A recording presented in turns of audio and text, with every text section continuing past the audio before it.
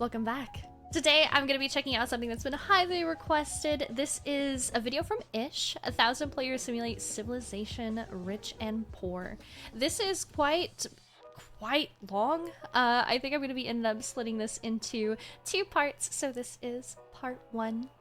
If you are new here, please do consider subscribing and really help me out, and I would very much appreciate it. Thank you. Are you ready? Let's go! In the biggest social experiment in Minecraft history, I scattered 1,000 people across 2 massive islands to simulate a realistic civilization. The players were given no help or guidance, and just like in real life, if you die, you remain dead forever. Oh! Now each player has the freedom to do whatever they want. Farm for food, become a dictator, and build a society.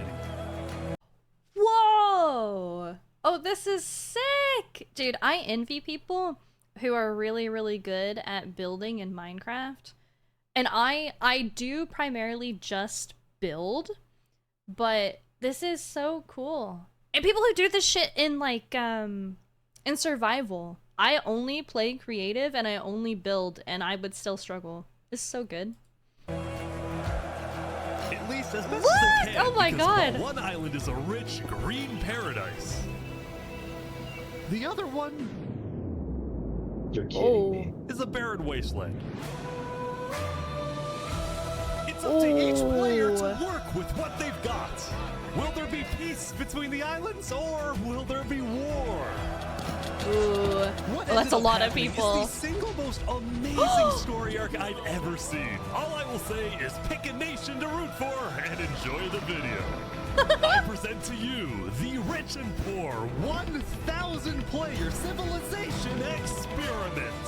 Ooh. Don't This is forget, so if you cool. want to participate in these videos, join my Discord server and of course subscribe to my channel. Wait! Ah, frick, wait. Should I throw my name in for a potential future thing? I'm just no good at Minecraft.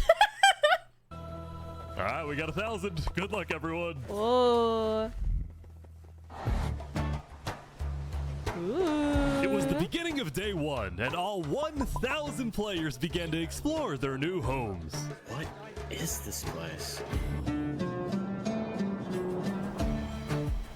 Before the first day, I had made everyone choose randomly between Island 1 and Island 2. And I didn't tell them that one of the islands, the first one, would be a barren wasteland.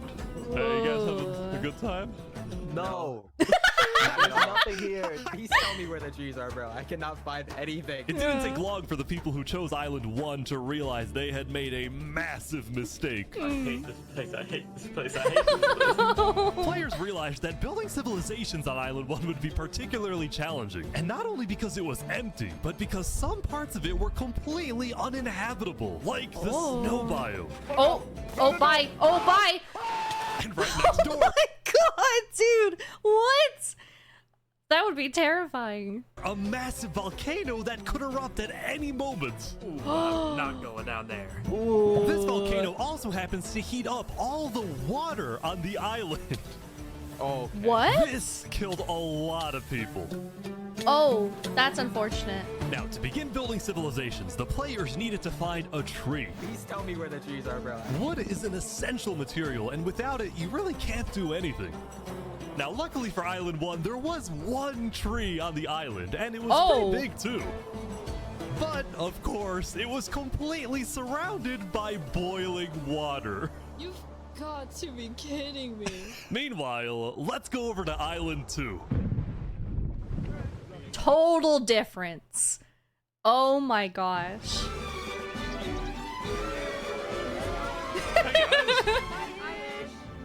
Oh, they're so happy. Life on Island 2 was beautiful. The terrain was green, the trees were plentiful, and the water was normal temperature. Open for business. Selling water? This is from the ocean? Are you trying to make me drink ocean water? No. The people on Island 2 immediately realized they had chosen the island of safety and wealth. You are literally a piece of gold. Yeah. The only real danger on Island 2 was the possibility of falling down from a tree as you're collecting wood. But some people found a way to even work around that. So you're planning to build a bakery. Yes, I am. And you're forcing your employees to go up and get oak? Oh, no. She forcing you to work up here. Hey, no. Double carrots, triple carrots. I don't want carrots. Anything. I want fair working conditions. Also, because... Oh no, why is this me and Storm having a conversation, huh? of the vast amounts of trees, people were very quickly able to craft tools that allowed them to mine underground. Hello, Saps, you doing okay? Yeah, I mean, this island's great. So many diamonds already. Yeah, Wow. look at this. Oh, Yeah. whoa! Overall, the people of Island 2 were thrilled with their new home, thrilled with their wealth, and they were very optimistic about their future. Nice. By the end of the first day, players on Island 1 had finally reached the big tree. You realize how high up you are. Oh yeah, no, we're not No? no pain, no gain. Island 1 was still pretty far from having fully fledged civilizations, but there were communities starting to form. For example, this player named Remy the Rats made a small restaurant to feed those who were starving. Oh, that's so cute! I love that so much. Remy the Rat, what are you serving them here? It's very popular. Bread? And you can, what the frick? Why? Is this a bread line? Yes. Oh no. I also got word that there was a small group of people who had chosen to settle in a weird location. People at the volcano. What type of people would choose to live on a volcano? Hey guys. Oh? Hello.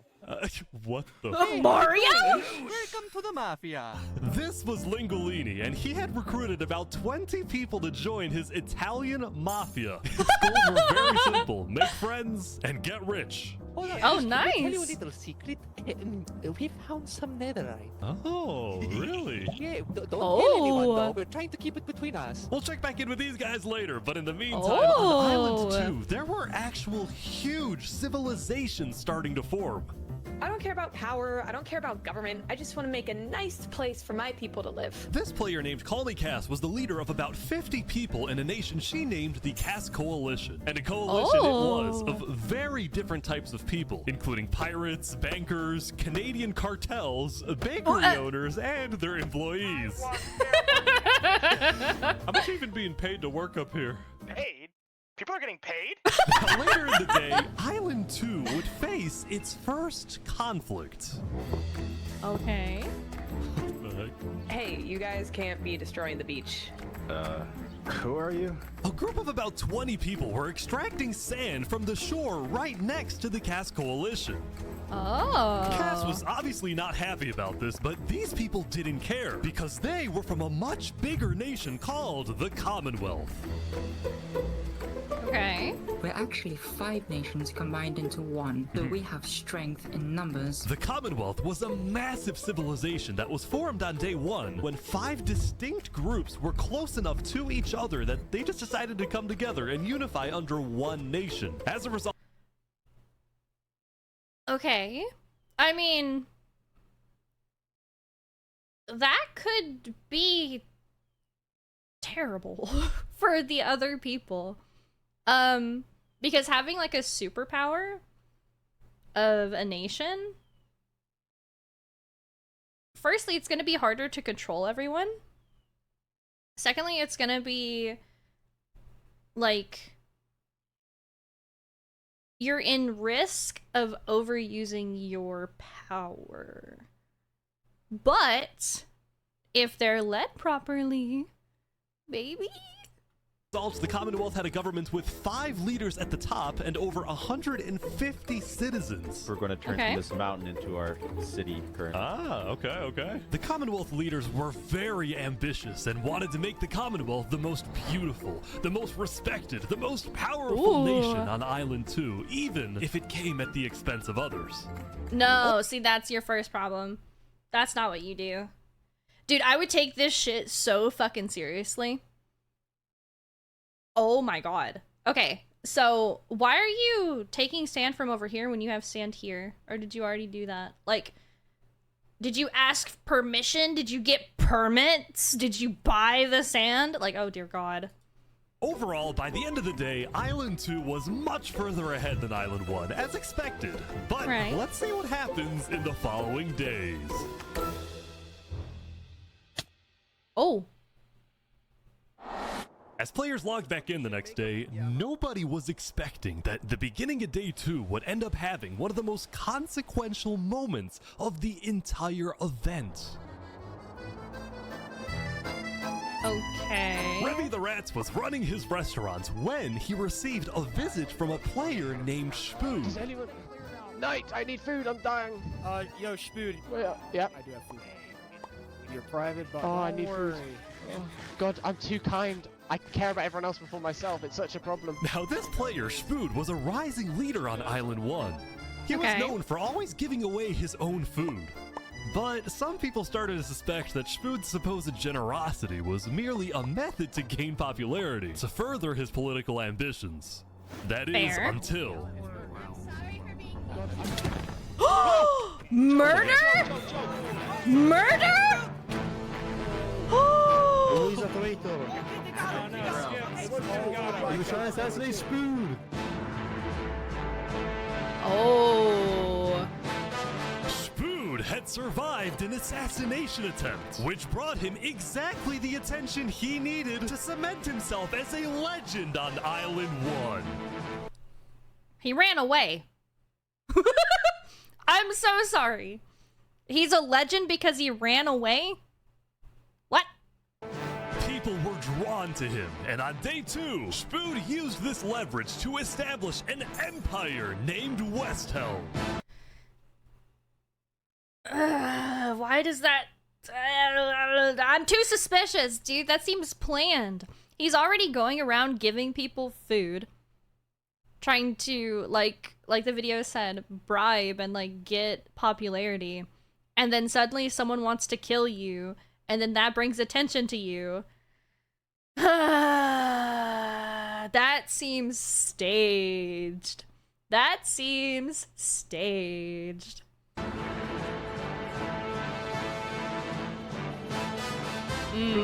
These people have made me emperor. This right here is going to be our capital. We're also building a massive coliseum. You mean where people fight to the death? Exactly. Why? Even though the people of Westhelm were still struggling with food and resources, their motivation to succeed was unbelievably high. Earlier, somebody tried to take my life. Someone with this face. But now, he's dead! For the first time, it seemed like the people of Island 1 had hope. I'm conflicted. I mean, cool. Okay. You're determined and stuff now, which is a positive, but like this is already going such a bad way, I feel like. Ballad of Emperor Spoon. Nearly killed by some dude.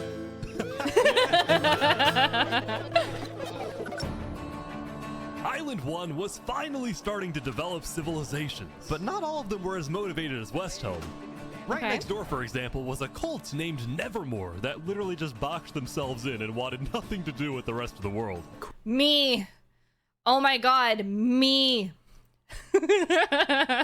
Just leave me alone, dude. Put up walls. Don't talk to me. Wolf the Raven, Nevermore. And honestly, these guys weren't wrong to be pessimistic. See, some of the people who chose Island 1 had secretly been hoping that when they finally make it underground, they would find troves of iron and diamonds. But instead, they only found a giant layer of lava that stemmed from the volcano and covered the entire island. Damn. That's so cool. Being able to see all the places that they've mined. This lava layer ended up killing a lot of people. Oh, that said, a lot of people weren't necessarily angry at the poor conditions themselves, but more so about the inequality between Island 1 and Island 2. See, even though the two islands had a border separating them, preventing anyone from crossing for now, rumors were spreading about the wealth and the amazing environment of Island 2. Because of this, some people on Island 1 were starting to develop some feelings about the other island. Island 2 might be the better island, but we're the better people. In fact, artists on Island one were already making propaganda posters, some of which were rather concerning, including a few creations by our mafia leader, Lingolini. Oh my god. Speaking of Lingolini, there was some drama on the volcano on day 2. I just survived an assassination attempt. What? Whoa. Mamma mia, help me! I'm getting chased! Oh, he threw his Just sword. attacked me out of nowhere and I had to run down the mountain. It was becoming a pretty common occurrence on Island 1 for people to try to rob or murder as a means to get food or resources. But Lingolini was not going to let that slide. Well, what are you gonna do about that then? I put a hit out on him. Don't fuck with the mafia, bro. What the hell? The mafia knows that the Lego Likes is an enemy of the mafia. But then, during our interview... Oh, wait, who's coming out over here? There's some people coming down. Those are people from Infernus. They're our allies.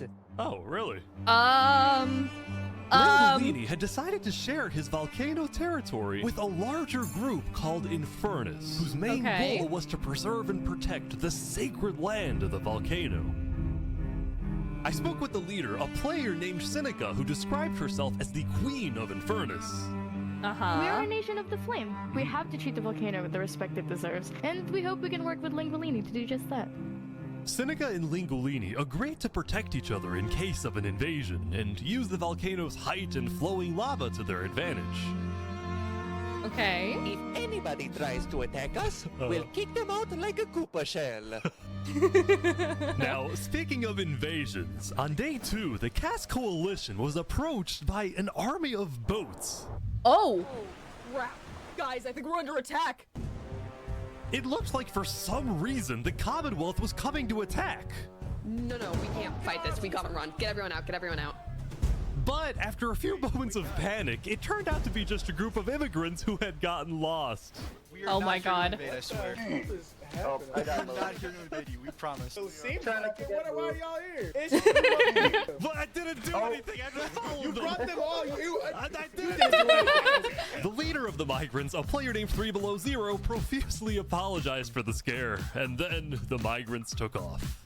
What's going on, Cass? I know they didn't mean to do that. I'm telling my people not to worry. Glad to hear. Dude, okay. You don't have like a megaphone? You can't send someone ahead? You don't see a village and like stop and be like, hey, we're not coming to murder you. Now on day 2, players had finally realized that Island 2 was not technically an island at all, but an archipelago or chain of islands. The northern island was an optimal place to settle with open fields, trees, and wildlife. So naturally it had the biggest civilizations, including the Commonwealth, the Cass Coalition, and a huge kingdom named Tricolor ruled by a monarch named Jofiel. The red stands for the underground, the green for plains, and the blue for the coast. The center island, meanwhile, had pink cherry blossom trees and was the home of a small nation called Barbieland. What? That's so cute. No, I would love that. I haven't played much with the like cherry blossom trees and everything with like all this pink. I need to play Minecraft again, dude. It's so cute. It's so obnoxiously pink and cute and adorable. What is this? Life in plastic? Oh god. It's fantastic. And lastly, the southern island was big, but also extremely dense, flooded with jungles and swamps. As a result, nobody really wanted to stay there, although I did find one person. Saps, what is this? Can't you tell? This is my vacation home. How's this a vacation home? I don't see any lawn chairs or furniture. There's no roof. Hold your horses there, cowboy. It's not done yet. Saps was one of the few players who chose not to join any civilizations because he didn't want to get dragged into politics and drama. Still, he made lots of friends across Island 2, his best friend Flux actually being the second in command of the migrant group. Speaking of, 3 Below Zero and the migrants had finally reached their destination all the way up north. Now, other than accidentally invading the Cass Coalition, these guys seemed pretty insignificant. But little did people know, this new civilization was about to change the entire world. Oh. We are blessed to live where we live, and we intend to use it for good. We are enlightened. We are the light. We are Luminara. Ooh, The migrants had decided to call their civilization Luminara. They saw themselves as the light of Island 2, the innovators, the inventors. See, the reason 3 Below Zero had chosen this specific location to settle, well, it wasn't by accident. After the first day, 3 Below Zero had used content and propaganda released by the people of Island 1 to estimate the location of the other island. He then used a coordinate system to calculate the northernmost point of Island 2. His goal was to settle as closely as possible to the other island so that when the day comes, when the borders drop, Luminara can build a massive bridge connecting the two islands, giving free passage as a sign of good faith to perhaps bring about world peace. Oh, that's great! I was already thinking in my head, like, when this opens, right? The people who don't have anything, they should just open trade routes and have, like, trade. Because they're gonna have all of, like, the materials in terms of, like, mining and different things and stuff. At least, like, over kind of what they have. So you would just trade. But having an actual bridge? Oh, I wonder if that's actually going to be able to go, like, properly or something. You know what I mean? Or if it's gonna be something that's seen as, like, bad. But it wouldn't be that simple. The second in command of Luminara, Flux, as well as a few concerned citizens, did not want that bridge to be built. They had seen the Island 1 propaganda. They knew that people on Island 1 were angry. Their fear was that Island 1 would just use that bridge as an opportunity to invade Luminara and perhaps invade the rest of Island 2, leading to a world war. I mean, that bridge is a bad idea. If you go into it with negative feeling, then you're gonna bring about a negative outcome. I would say be prepared for a negative outcome, but be hopeful for something positive. Oh, you need like a way to exchange messages, I feel like. Because it should be like your leaders meeting. If you're playing this super seriously and your nations, the leaders of your nations should meet and then establish what the bridge is for and stuff. You know what I mean? Moving up north. Yeah, hope for the best, prepare for the worst. Exactly. Was a bad idea. Island 1 is going to invade us, and Luminara is going to be their first target. I don't think What about the goal of world peace? I respect our leader's goal, but he's dead wrong. We shouldn't be trying to befriend our enemies. The way we're going to achieve world peace is by uniting Island 2 against Island 1. Motherfucker, that's not world peace. Motherfucker, both islands is the world. That's island peace. What the fuck do you mean? What if 3 Below Zero says no? What if they finish the bridge? Well, then at least they'll know I tried to warn them when Island 1 comes and kills us all.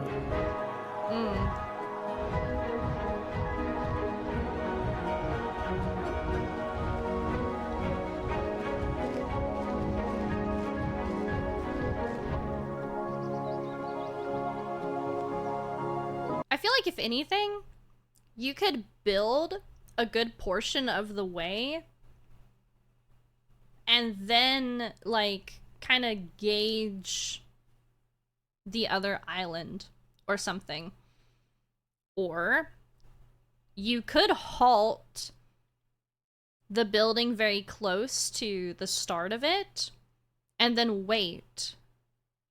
I think building it immediately on blind faith is kind of risky, but I don't think that it's the worst idea. It's just, it's a risk. It is. And I think how you go forward with it is how it's gonna pan out in a way.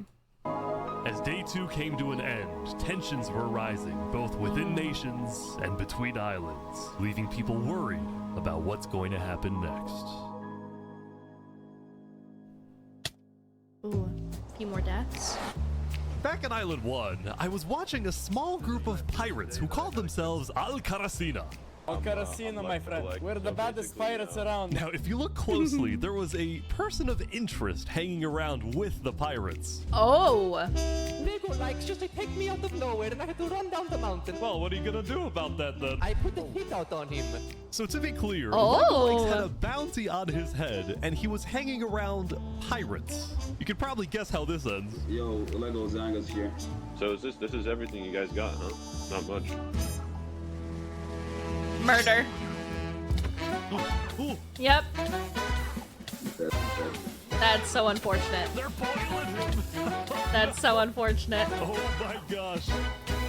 And, yep. The Al-Karasina pirates had killed Legolegs, but there was a small problem. Did you hear about the news? Yeah, I saw it, but we don't know who claimed the bounty. It didn't say it in the chat. Because Legolegs had technically died to boiling water instead of a player, Lingolini didn't know who actually killed him. But fortunately for the pirates, when a player dies, the dead player drops their own head, which the pirates believed would be the proof they needed to collect their bounty later today. So you're expecting a payment later? Yes. All right. Well, I'll go. I'll go. You guys let me talk. By day 3, players had basically mapped out all of Island 1 and were finally starting to adapt to the environment. Day 1 was horrific. We literally had bread lines. Day 2, we're building a coliseum, a citadel. I am literally immortal. What kind of cocky ass bullshit? Is this Caesar 2.0? Is he gonna get murdered by his closest people? Hopefully that isn't foreshadowing. Emperor Yeah, I don't know about that one, Chief. Spoon was still the most powerful man on Island 1, and on day 3, he was invited to a big international meeting hosted by a charity group called the Blue Cross. We invited you here mainly to discuss plans in case the volcano erupts. What are your individual plans? A large bunker underground. Just not using flammable materials. We don't have any real plan, you know. What? You don't have plans? If that volcano erupts, you deserve to die. Whoa! What the fuck? Dude, I do not like him. I do not. I don't like him. Spoon had come in with good intentions, but it was there that he learned that he hates meetings. I'm gonna go there. When Emperor Spoon left, the other leaders were unsettled. Was this guy really the figurehead of Island 1? Yeah, no. Okay, we need a better representative. Then, basically right on cue. Elysium diplomats follow me. Bodyguards. Sorry guys, sorry, I'm late. This is Benji, and he's the leader of Island 1's second biggest civilization, called Elysium. Ooh. See, on day 2, Benji had discovered that toward the outer edges of the island, away from the volcano, the water isn't boiling hot anymore. So he founded Elysium, which literally translates to a place of ideal happiness. And he made the nation to give peace-loving people a chance to relax and get away from all the troubles of Island 1. That's nice, dude. It's so nice. It's just fields of carrots, but it's so nice. Look at these Elysian guys swimming in the water. We were hoping that Lord Ish could summon a single mushroom cow. Alright, if we drop some pufferfish in the next 60 seconds, I'll do it. What do I have to do? What do I have to do? We need the pufferfish. Quick. Oh! Alright! I like that. That's cute. That's very cute. I'm glad that he's not like super, oh no, I can't do that because that's not cool or this or that. It's like he gives them a silly little thing to do and they pull it off. That's really cool. No! Now back at the Blue Cross, Benji and the other leaders discussed the possibility of creating a full Island 1 alliance. All the leaders at the meeting, including Westholme's representatives, believed that given the harsh conditions of Island 1, an island-wide alliance could be a game changer. But first, Before we make this official, we have to convince everyone else to join. See, there were a few civilizations not present at the meeting, and to complete the full Island 1 alliance, the Blue Cross would have to go out and get them all on board.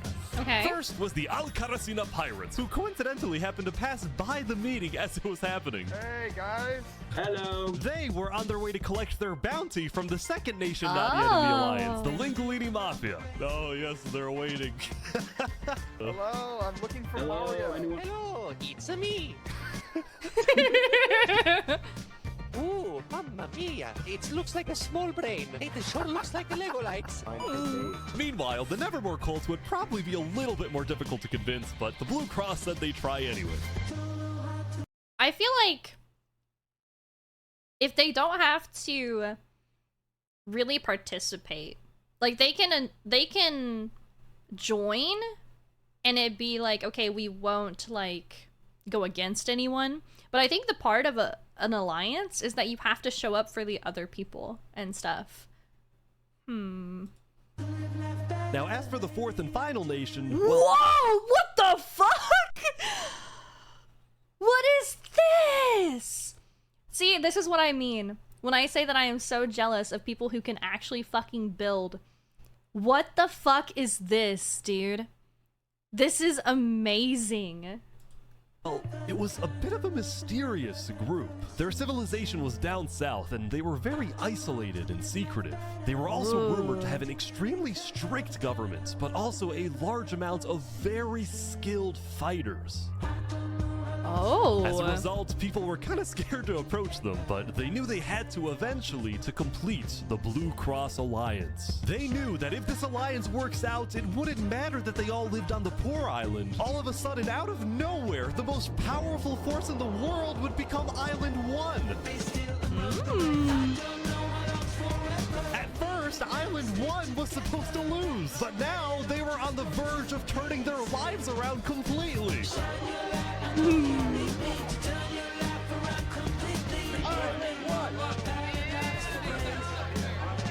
Someone's in their underwear.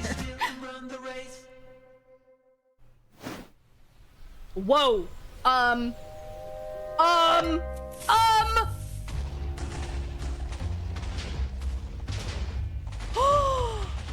As you can see, there was a bit of commotion at the Commonwealth. They had just exploded their own land because of a miscommunication. What happened was one of the 5 leaders, Coraline, got the idea that the Commonwealth was planning to move east. So she started telling everyone to move. Thus, believing that they wouldn't need their old land anymore, one of the citizens just decided to blow it up. I thought we were moving. What? We're not moving. I'm surrounded by idiots. Overall, the Commonwealth was having trouble getting anything done because the 5 leaders were constantly fighting over power. Oh my god. Oh no. Okay, I already had an issue with how they started off, and now they're fighting amongst themselves. This is not gonna be good.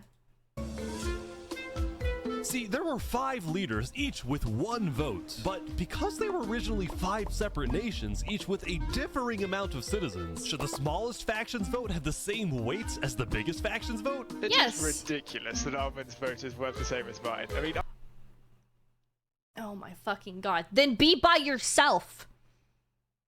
Then be your own fucking thing. What? What's the point? What's the point? I need about 50 people, and he has barely 5. Okay. Because of all the fighting and disarray, Commonwealth citizens started moving to other nations like the Cass Coalition. Yeah, I fucking would too. If your fucking leaders are incompetent and more worried about, oh, I have more fucking subjects than this other guy. What the fuck? Cass Cass's style of governing, letting people do whatever they want, was making her very popular with her people. I've been with Cass since pretty much the beginning, and she's established a democracy, a true one.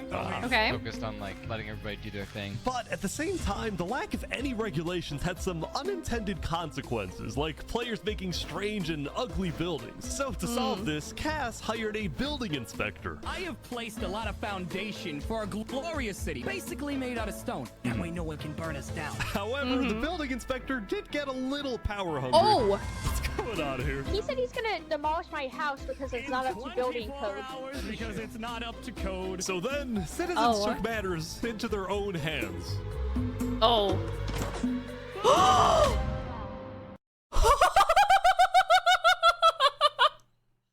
Yo, that's crazy.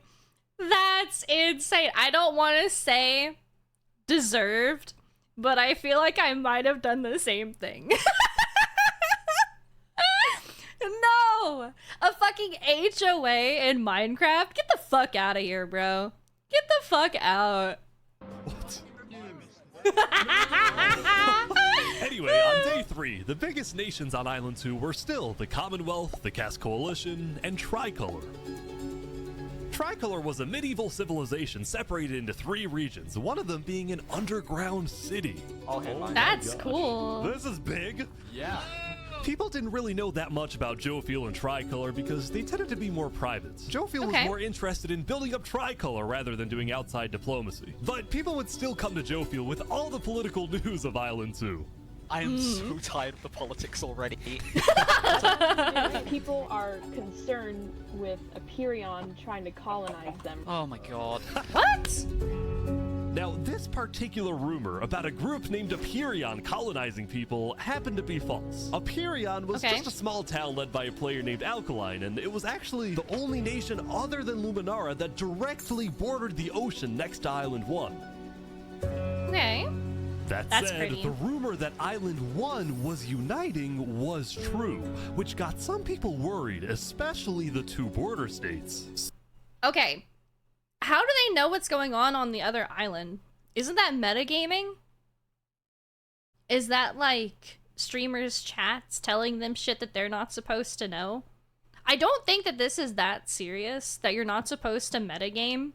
But if there's no way to get communication between islands, how the fuck do you know what's going on? Minecraft chat? Oh! So wait, then there is ways to get communication. Why did I not think of that? I literally just don't play Minecraft enough to think that there's a fucking world chat. Is that literally it? I mean, that checks out because you can't stop a chat, right? I'm just dumb. I'm just dumb. I take back my gripe. So, Jofiel invited over all the major leaders and diplomats of Island 2 for an emergency meeting.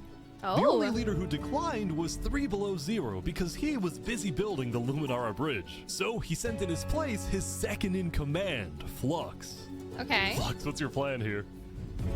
I don't care what 3 Below Zero says. We need to make sure everyone unites against Island 1. Good luck, sir. And because this meeting was the most important event yet on Island 2, Jofiel invited a neutral mediator, someone who could lead the meeting in a fair manner and wasn't a part of any nation. Saps, where are you going? Apparently they're making me lead the meeting with all the Island 2 leaders. You sound very excited about it. Oh no, I'm not excited, I'm terrified. I'm accidentally gonna cause a war.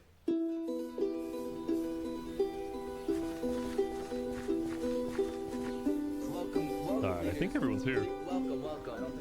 Well, we at the great and mighty Commonwealth are looking forward to a productive conversation. We of the great and mighty are very hopeful in communicating clearly and you know, really getting down to the meat of the conversation. Yes. Shut the fuck up. Shut the fuck up. Oh my god. Oh, do I just hate politics? Thanks, it's great. So, yeah, thanks. As the president of Aperion, I'm actually really worried about our town, which is why I'm proposing we all join a defense pact. If one of us gets attacked, all of us are under attack.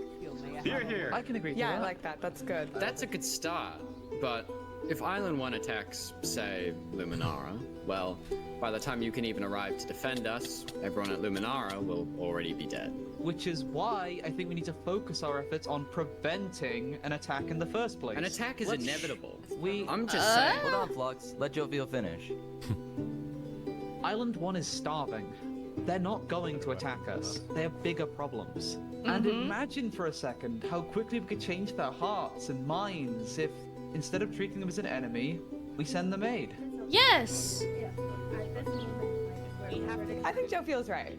Yes. We do the defense pact, but we also send aid to Island 1. Basically, we're ready for an attack, but we try our best to prevent it. I'm on board with that. I can agree to that. The Commonwealth agrees. Guys, no, this is Stop it. You want a war. ridiculous. Island 1 is literally making propaganda saying death to Island 2.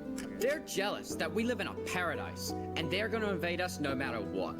No. Currently, they are hurting for resources. If you share your abundant resources and try to, like, don't come across as like, oh, we have all this shit, we're better than you and all of this stuff. Just be like, you need help? Here is help. That's all you have to do. And you want to send aid to them? Yes! Guess what? They're gonna take whatever you send them. Food, armor, weapons, and they're gonna use all of that against us. Then you prepare for that. Then you prepare. You don't just assume the worst of people. You prepare for the worst in people. But you see people who are hurting and who are mad, you don't then treat them worse. You try to, like, change that.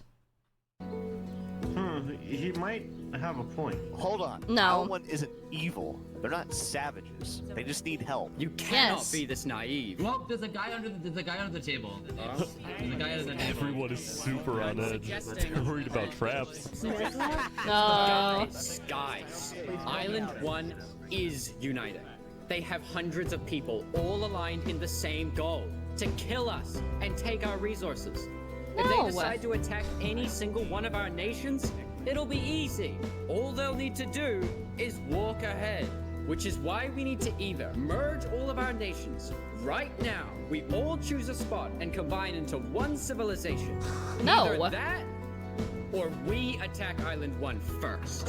This guy fucking sucks. This guy wants war. Everything that he has said is not in any way, shape, or form wanting peace. People who decide to attack first and all of this stuff in the name of quote-unquote peace never want peace. They're greedy, and they want everything for themselves. I dislike this person. Not as a person, but as, like, a person within this space, I fucking hate you. That is terrible. Are you crazy? You plan to kill What's crazy, Jovial, is you leading all of us to our death. Oh my fucking god. We can't do that. If we don't do this, it's the end of Island 2. No. That is fear-mongering. That is manipulative. That is horrible. No wonder you're not a fucking leader of anything and you're a fucking second hand, dude. What is happening? Yes. Everyone, we can't fight. Let's just vote. All in favor of Flux's plan to treat Island 1 as an enemy, say aye. Aye. Yeah, get bent. Actually. You can't see it right now, I'm flipping him off. Actually get fucking bent. That is the dumbest fuck shit ever. Do not. I know there's a long ass pause. Please, dear God, do not let anyone else say aye. All in favor of sending aid to Island 1. Aye. Get bent. Nah. Nuh-uh. Dude, I take this shit way too seriously. Dude, I give a fuck and I'm not even in this, bro. Meanwhile, at West Helm, I ran into something interesting. Our next song is called Island 1. Oh, what? Oh my God. That is you so remember this cute! Ballad of Emperor Spoon. Well, he had joined a band that produced actual songs and then performed them all across Island 1. A barren wasteland island. A boiling water sea. Let's go. That's sick! No resources to speak of. Except a water tree. Let's go! Everyone loved the Island 1 band, including Emperor Spoon, who found that the music bolstered the morale of his citizens.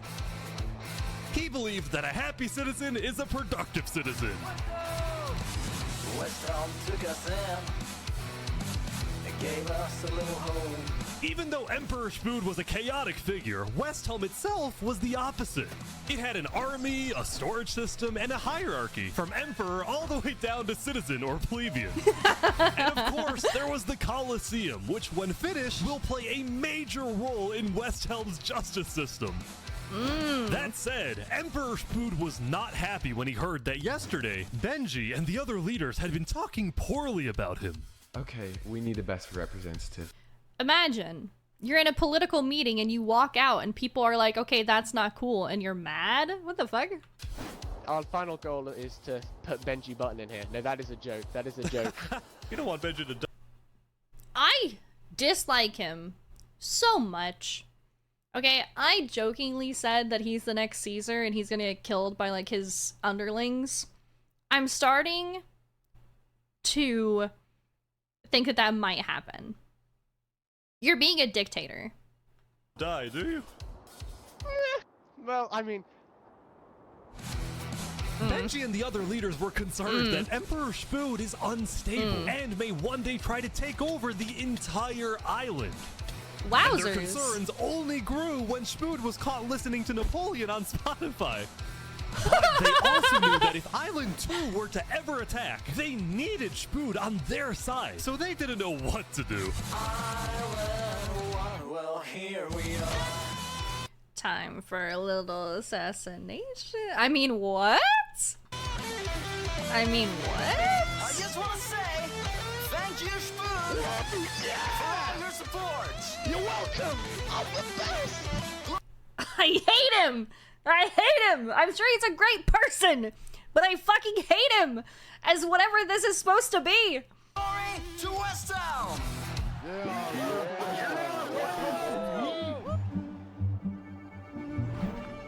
Meanwhile, Seneca, the Queen of Infernus, had decided to begin building a massive castle for her people, a beautiful home base that would hover directly over the volcano. That's sick. That's really, really cool. Oh, what? Dude! That is so sick. Oh, I love that. Yesterday at the Island 1 meeting, a lot of leaders expressed worries about rumors that the volcano may erupt, and they talked about how they would each take different precautions. Everyone believed that the volcano was dangerous, except for Seneca, who had decided to take the opposite approach. It's all just paranoia. If we really value the volcano, we need to have faith it won't erupt. The main goal of Infernus as a civilization was to preserve the sacred land of the volcano. So what better way to show faith and demonstrate loyalty than to make your home right above it? Or you know that it's not going to erupt. Lingolini, meanwhile, decided to make his home underground within the volcano. Under the ground, like a Goombas. Lingolini's main goal was to get rich, and having direct access to iron and gold was one reason for him and the Mafia to live there. But it wasn't the main reason. Remember this interaction from day one? Netherite. Tell you a little secret. We found some netherite. Oh, really? Scattered throughout the volcano were pieces of netherite, the rarest and most powerful mineral in all of Minecraft. Not even Island 2 had netherite. It was the single secret advantage that Island 1 had. And the only... I'm guessing that they can't get it though, right? Because if you mine it, I'm sure it would show like the achievement that you got it, right? I think? Ones who knew about it were the Lingolini Mafia and Infernus. Now, even though Infernus didn't exactly like how Lingolini was desecrating what they consider to be sacred land, they made a deal with him. The Mafia can keep mining so long as they provide Infernus with some of the minerals they find. But Lingolini was unsatisfied. They want to use us. They want cheap labor. I'm not giving them anything. Lingolini didn't like how Infernus was basically forcing the Mafia to mine for them with nothing in return. So he secretly instructed everyone in the Mafia not to give Infernus anything. Oh, okay. Lingolini's hope was that Infernus never asks for those minerals and forgets about the deal entirely. That probably won't happen. Otherwise, he would be in a lot of trouble. That said, despite this conflict, the rest of the Island 1 unification effort was going very well. Earlier today, Lingolini had decided to join the Blue Cross Alliance. Thank you all so much for having me.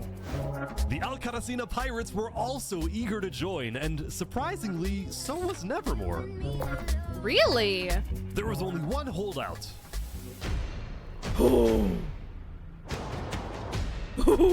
This mysterious civilization was called the Covenant, and it was ruled by a dictator named Turntap.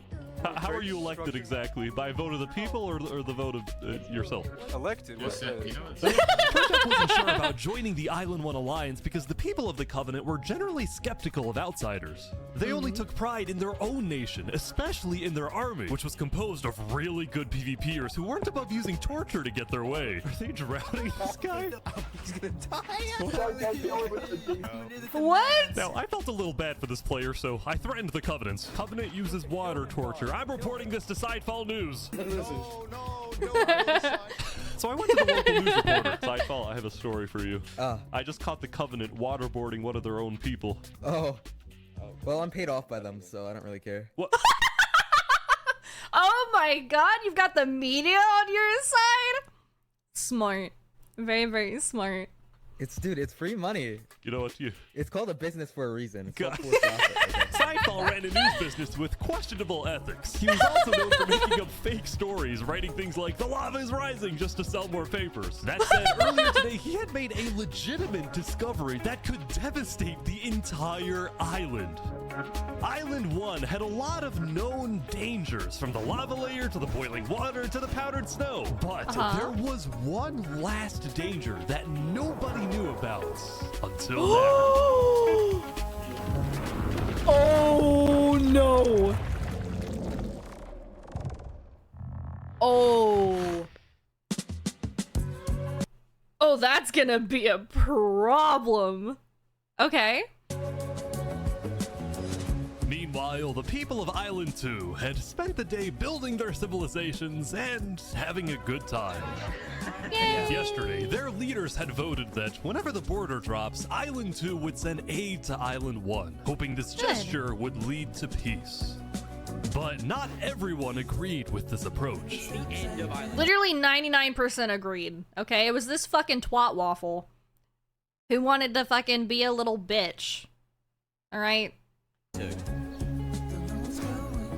When Flux returned home to Luminara, 3 Below Zero was furious at Flux for causing chaos at the meeting and for going against Luminara's values. Good, 3 Below demote Zero, him. as the leader of Luminara, was actually heavily in favor of sending aid to Island 1. The whole point of the Luminara Bridge was to make peace with Island 1, not to start a war.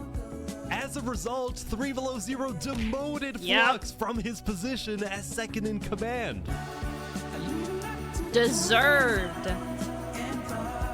I spoke with Legacy, a citizen of Luminara. Yeah, Flux has been gone all day. People here don't really like him anymore. Flux and his crew had spent the day building a secret bunker under the ocean, a place for them to hide if Island 1 attacks. And then Flux spent the rest of the day helping his best friend, Saps, finish building his home.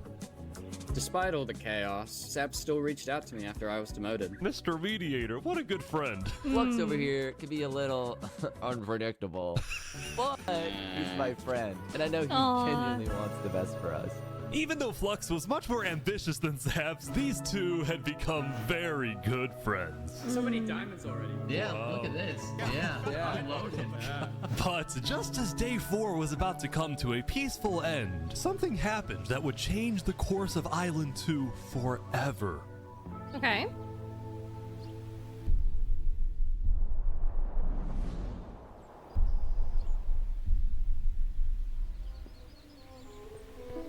Uh-oh. Jofiel, the leader of one of Island 2's largest civilizations, was walking across Tricolor with her second-in-command, Seraphim. Is this gonna be a betrayal? Is this about to be...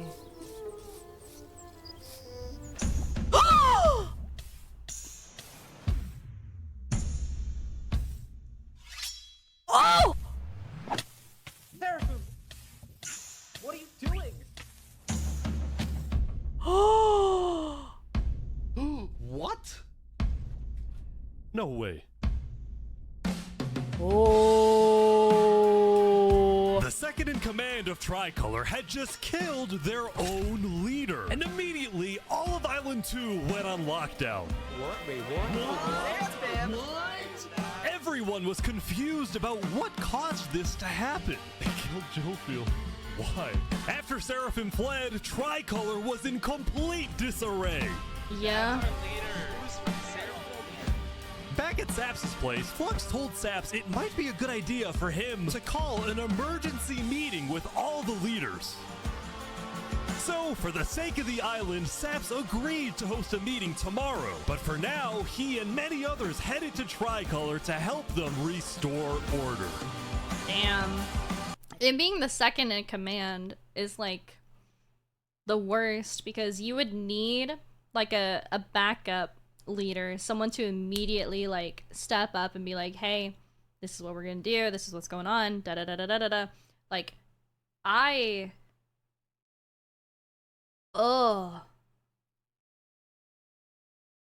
what does that even mean for people?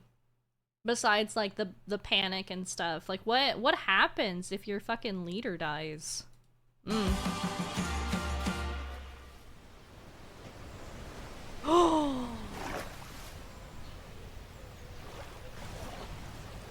This little rat going to the other rat? No. Oh no. Oh no. Why? Ooh. Now, Island 2 wasn't the only place that would face tragedy.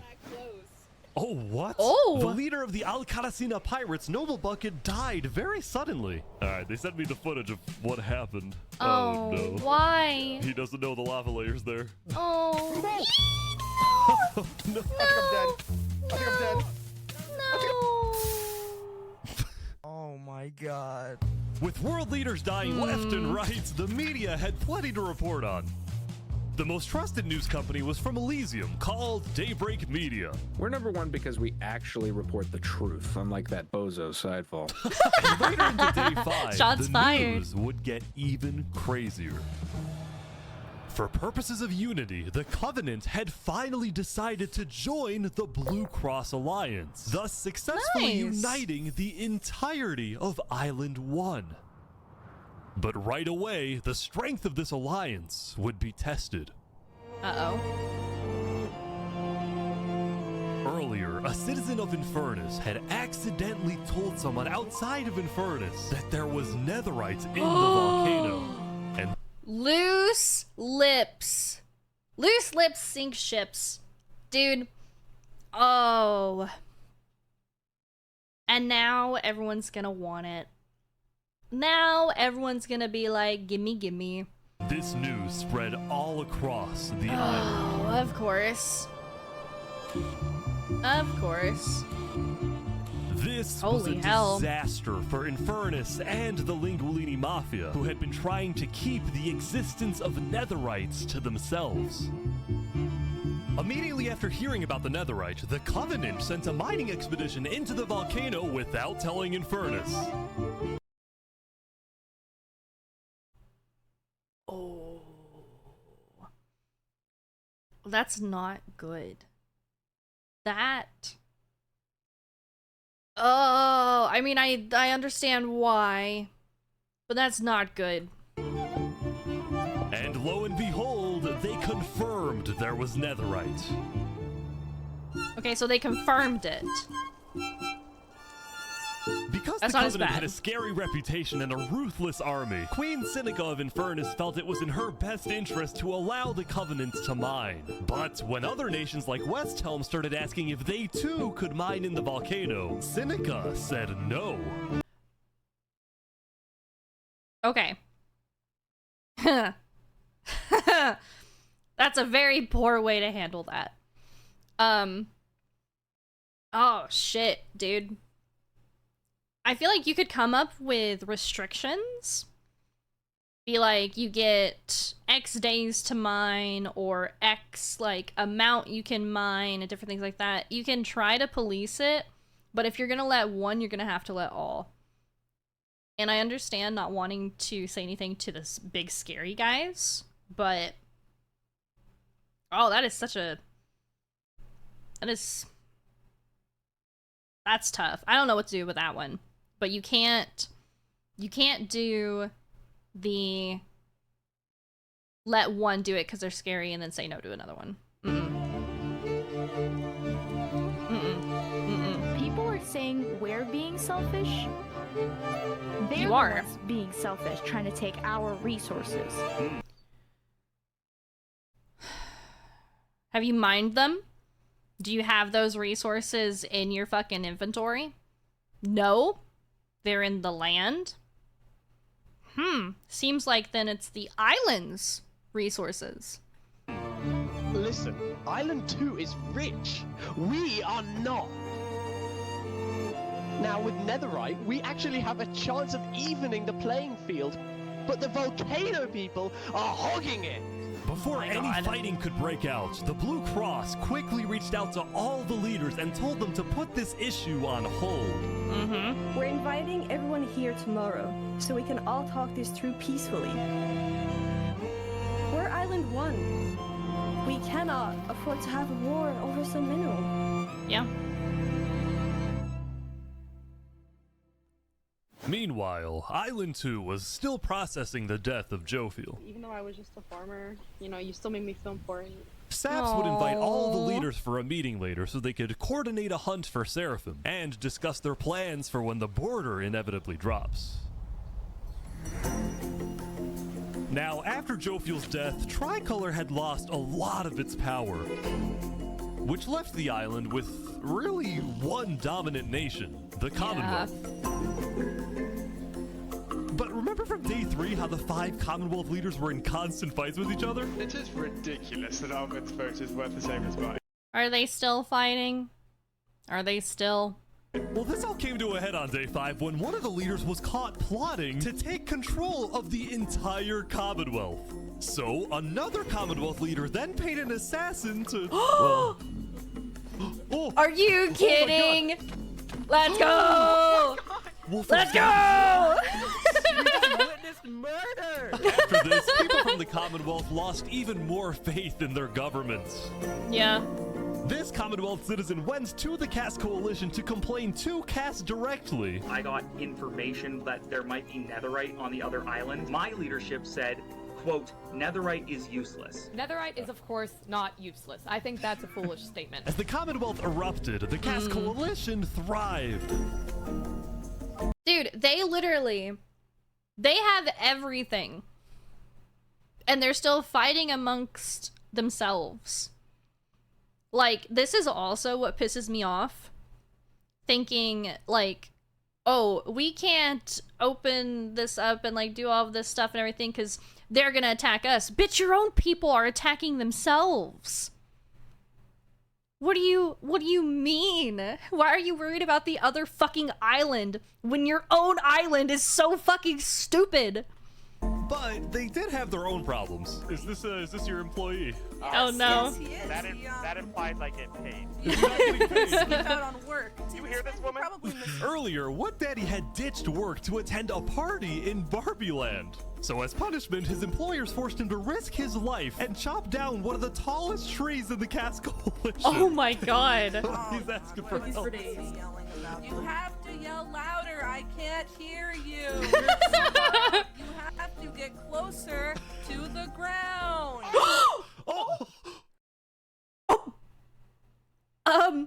Is that close enough to the ground? Is that maybe he took that a little too literally. She just picked up his shit.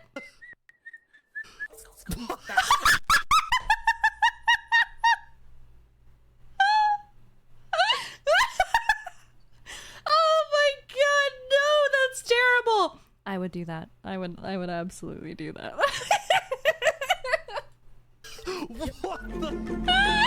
Oh my god. Now, because of this recent tragedy, Cass decided to stay home from Saps' meeting.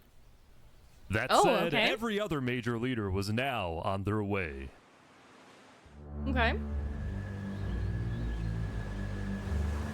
As the leaders and representatives arrived, there was one person who would be notably absent, banned from attending the meeting. Oh. Before the meeting started, Flux called me to his underground bunker because he had something, quotes, important to tell me. Oh. Flux, what are you gonna do? Well, first, let me just explain. I'm not allowed to attend this meeting because the leaders of this island are utterly incompetent. You're not allowed to attend this meeting because you are utterly useless.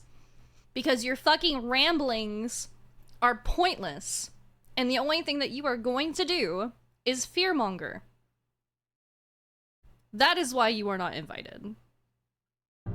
They can see that Island 1 is gearing up to invade us. Island 1 is killing their own leaders, bro. At what point does the fucking delusion stop for you? And their response is, let's give Island 1 more gear. It's completely brainless, and it's Oh no, wait, I got him confused. Let me correct. Island 1 isn't killing their own leaders, it's this island. Sorry, I'm getting everything mixed. Ignore that part. Strike that from the record. going to result in all of our people dying. So, you got a plan?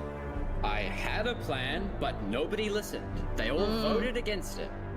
Look, we can still save this island, but the current leadership has to go.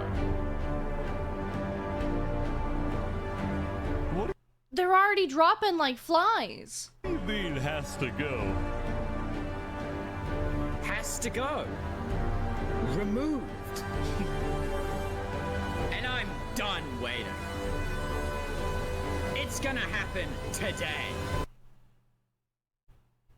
Are you gonna fucking bum rush the council meeting, whatever the fuck this is?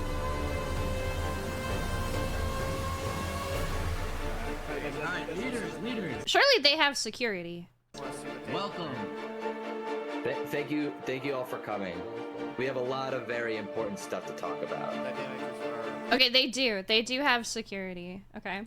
You know, during the first meeting, there was one person there who actually understood what I was saying. Seraphim reached out to me, asked me if they could help in any way. So you had them murder their leader? I told Seraphim to kill Jofield. And today, we will finish the job! Oh, there's a guy! There's a guy!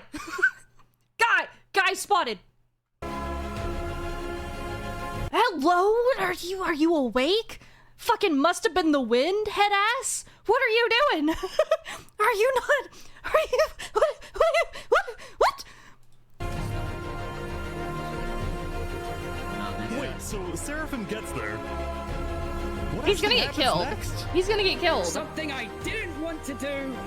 Bullshit. But something that needs to be done. I'm going to save this island by any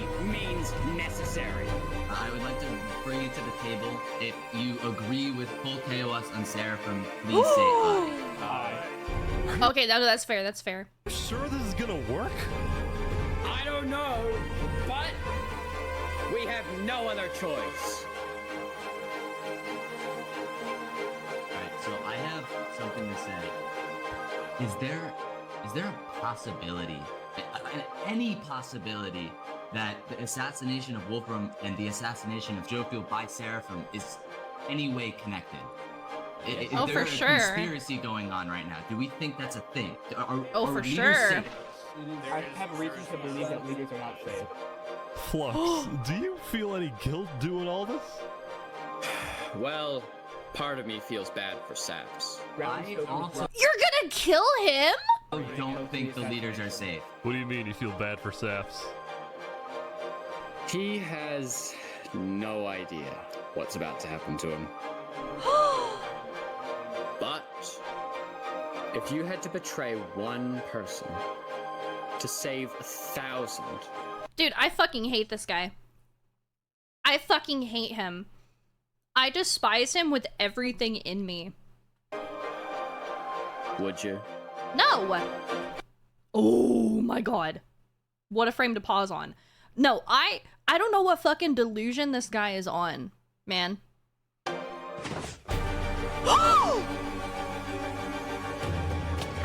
Oh my god! What just happened? What happened? I didn't do that. I didn't do that. Oh my god! Why is there a trap? Where's Saps? Where did he go? Did Saps do this? Wait, Saps? He helped him finish the building.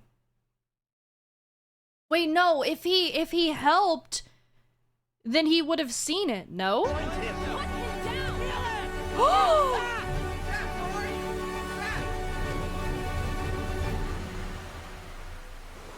Oh, running is not a good look. Oh, running is not a good look, but I understand. Oh, because they're not gonna listen. Oh, that is not a good look, but I understand. Oh my god.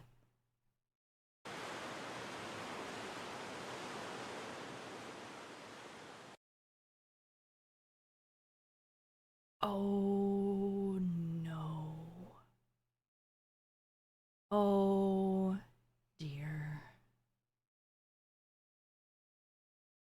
That fucking sucks.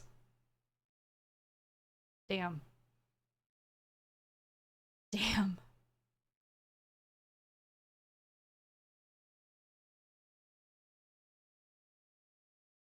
Okay, all right. I did not know that this was going to be so compelling. Like, I am hooked, I am invested, probably a little too invested, but make sure that you guys look out for part 2, and if you liked this video, make sure that you check out the original. It's gonna be linked down below. If you liked mine, make sure that you like and subscribe so I can see you in the next one. Thank you, bye!